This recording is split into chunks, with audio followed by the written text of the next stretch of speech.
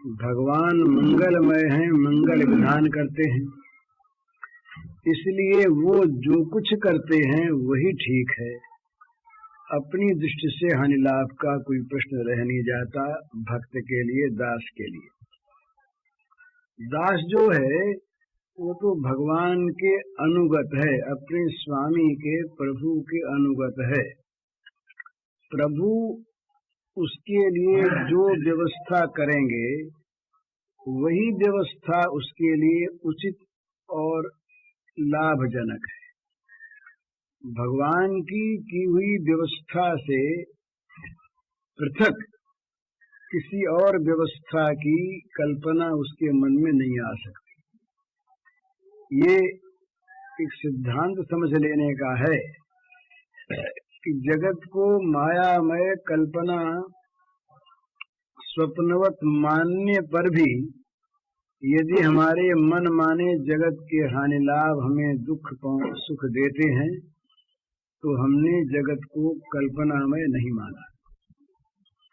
और भगवान के दास होने पर भी हम यदि मनमाना अपना हानि लाभ समझते हैं और उसे प्राप्त या प्राप्त करना चाहते हैं तब भी हम भगवान के दास नहीं हुए। दास्य भक्ति में सबसे बड़ी समझने की चीज है समर्पण। दास्य भक्ति में सेवक का समर्पण है भगवान के प्रति। किस लिए? सेवा के लिए। भगवान की सेवा ही उसका स्वार्थ है, भगवान की सेवा ही उसका कर्तव्य है।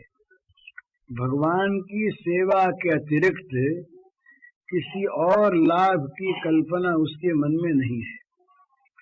यदि कभी सेवक के मन में अपने लाभ की कोई अलग कल्पना हो जाए, भाई इतने मैं सेवा करता हूं, मुझे क्या मिलेगा, इस सेवा से मुझे क्या लाभ हुआ, इससे तो मेरे अमुक स्वार्थ में नुकसान हो गया, अमुक काम मेरा नहीं बना, इस प्रकार की अपने को लेकर अलग जहाँ कल्पना होती है वहाँ सेवामय जीवन नहीं है।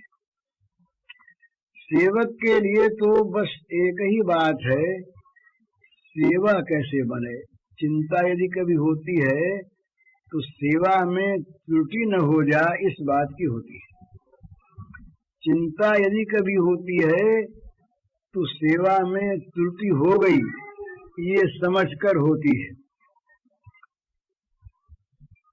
अपना लाभ सेवा के सिवा कोई दूसरा भी है ये कल्पना उसके मन में नहीं होती।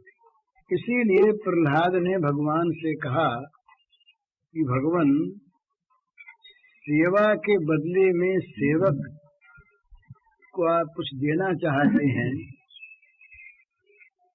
तो ये क्या बात है। सेवक यदि सेवा की उसे वृद्धि मिले, सेवा में और अधिक अधिकार मिले, सेवा करने की और शक्ति मिले, सेवा करने का और बल मिले, ये तो ठीक है। पर किसी और चीज से, किसी और वस्तु से सेवक का स्वार्थ सधता हो, ऐसी बात यदि सेवक के मन में है तो सेवक ने केवल सेवा को ही अपना स्वार्थ नहीं माना, केवल सेवा को ही अपना जीवन नहीं माना। उसके जीवन में सेवा के अतिरिक्त किसी अन्य वस्तु का महत्व भी है, अन्य वस्तु की उसे आवश्यकता भी है, और वो अन्य वस्तु चूंकि वो सेवा ही करता है तो सेवा के बदले में प्राप्त करना चाहता है। वो रोटी खाए आपत्ति नहीं, पर रोटी इसलिए खाए कि सेवा करने की शक्ति मिलेगी। स्वाद के लिए, सेवा रहित जीवन बिताने के लिए, शरीर की भोगार्थ शक्ति प्राप्त करने के लिए वो भोजन नहीं करे। सेवक का भोजन, शयन, संसारिक कार्य, पारमार्थिक कार्य जो कुछ भी वो करता है वो सब सेवा के अंगभूत करता है।